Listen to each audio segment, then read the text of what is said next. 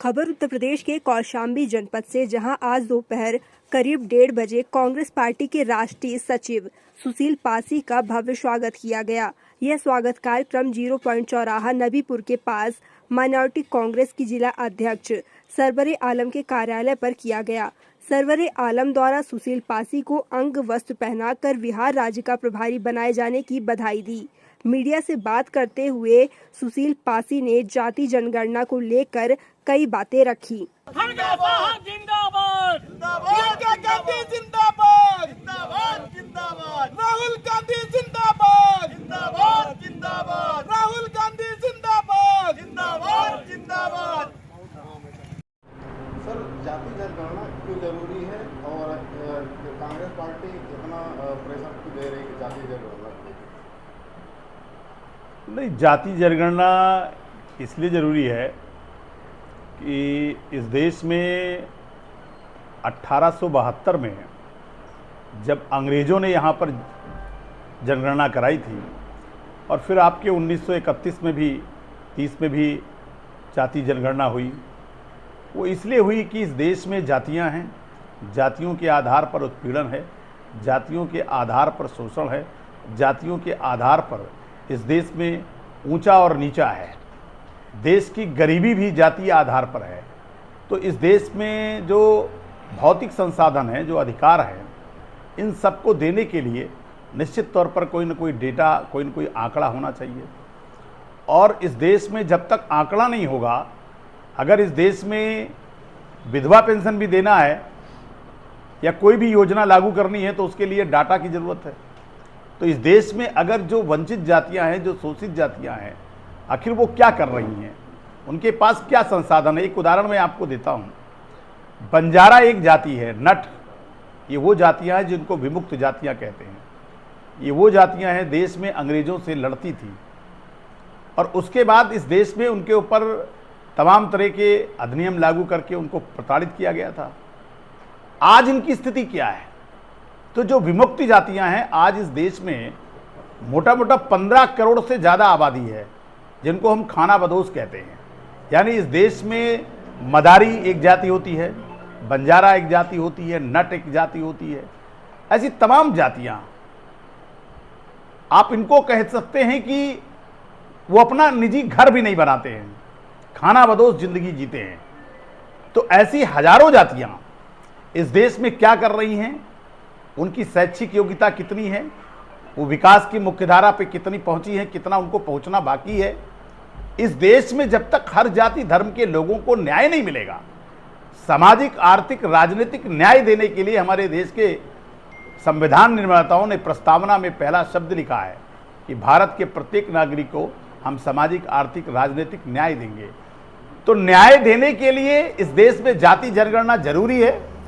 और मुझे लगता है भारतीय जनता पार्टी को, आरएसएस के लोगों को तो पेट दर्द होना भी नहीं चाहिए। अगर ये आंकड़ा तो आना चाहिए ना कि इस देश में, इस देश के प्रत्येक नागरिक की स्थिति क्या है, और इसको रोकने के लिए भारतीय जनता पार्टी साजिश कर रही है। अगर इस देश में 2011 में जाति जनगणना हो गई तो निश्चित तौर पर उसको उजागर करना चाहिए था भारतीय जनता पार्टी को। और अगर वो पिछला आंकड़ा नहीं कर सकती है तो इस समय उसको जाति जनगणना के रास्ता साफ कर देना चाहिए, नहीं डरना चाहिए। और मुझे लगता है भारतीय जनता पार्टी और आरएसएस के लोग जाति जनगणना इसलिए नहीं कराना चाहते क्योंकि वो इस देश के, यहाँ के गरीब कमजोर किसान मजदूर और हर जाति वंचित शोषित लोगों से नफरत करते हैं, घृणा करते हैं और उनको हिस्सेदारी और भागीदारी देना नहीं चाहते हैं।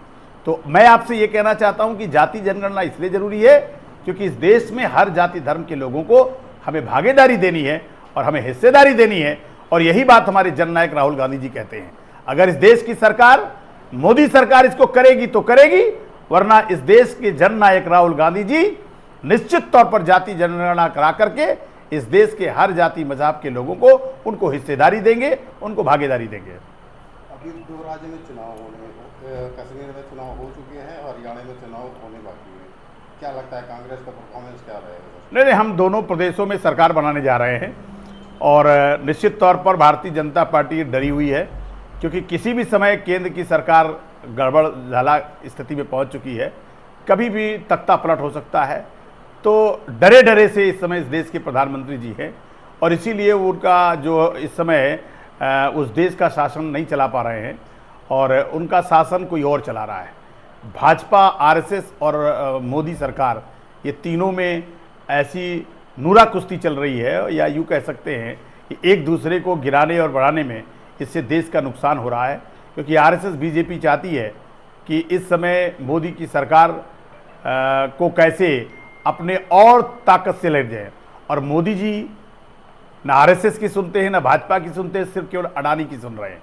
तो मोदी जी का एजेंडा दूसरा है, अमित शाह का एजेंडा दूसरा है, और आरएसएस का एजेंडा दूसरा है, बीजेपी का एजेंडा दूसरा है, और इन चारों का मिलकर एजेंडा केवल ये है कि इस देश को लूटा कैसे जाए और इस देश के जो आम नागरिक है उसको किस तरह से छल किया जाए, उसके साथ धोखा किया जाए, उसके साथ कितना अन्याय किया जाए।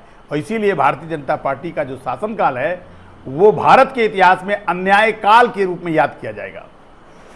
बिहार राज्य में चुनाव होने हैं कुछ महीनों में, आप वहाँ के प्रभारी बनाएंगे जैसे मुझे सूचना है, कितना चैलेंजिंग रहेगा बिहार का चुनाव? देखिए, बिहार और उत्तर प्रदेश दोनों सगे भाई हैं और भाई भाई की तरह हैं, और हम लोग चाहते हैं कि बिहार और उत्तर प्रदेश में कांग्रेस की जड़ें बहुत मजबूत हैं और हम लोग लगातार बिहार में दौड़ा कर रहे हैं।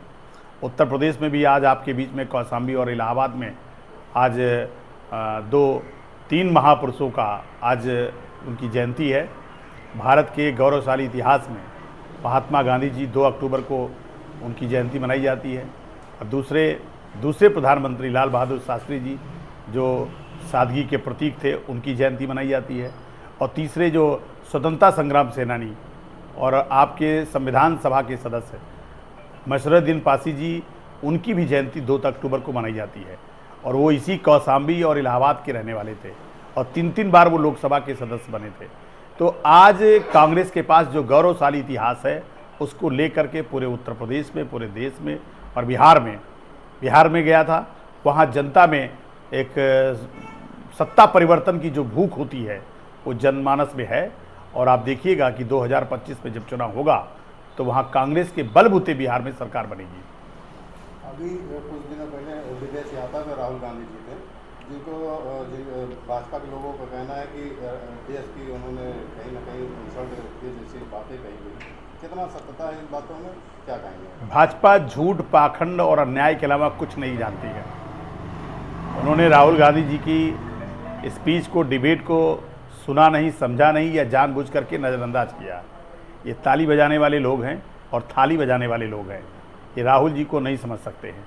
राहुल जी ने बड़े साफ शब्दों में कहा है कि हम हर जाति धर्म के लोगों के साथ न्याय करेंगे और सब जगह, और जब ये बात कहते हैं तो उन्हें ये पता नहीं है कि वो एक ऐसे परिवार के हैं जिन्होंने शहादत दी है।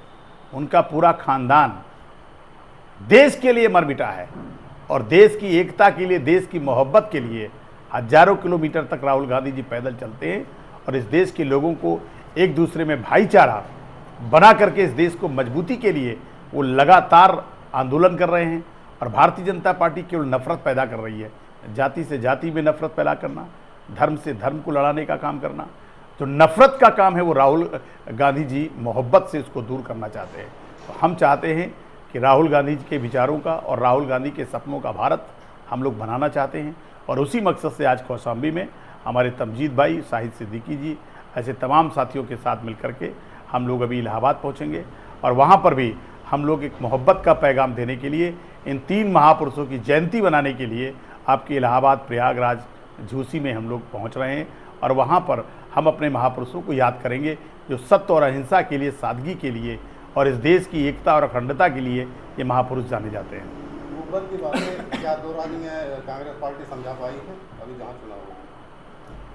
नहीं, वहाँ मोहब्बत की सरकार बनने जा रही है, समझाने वाली बात ही नहीं है। एक तरफा हरियाणा में आप देखिएगा कि हमारी एक तरफा जो है सीटें निकल रही हैं, और एक तरफा हम जीत रहे हैं, और कश्मीर में भी हम जो है मोहब्बत की दुकान।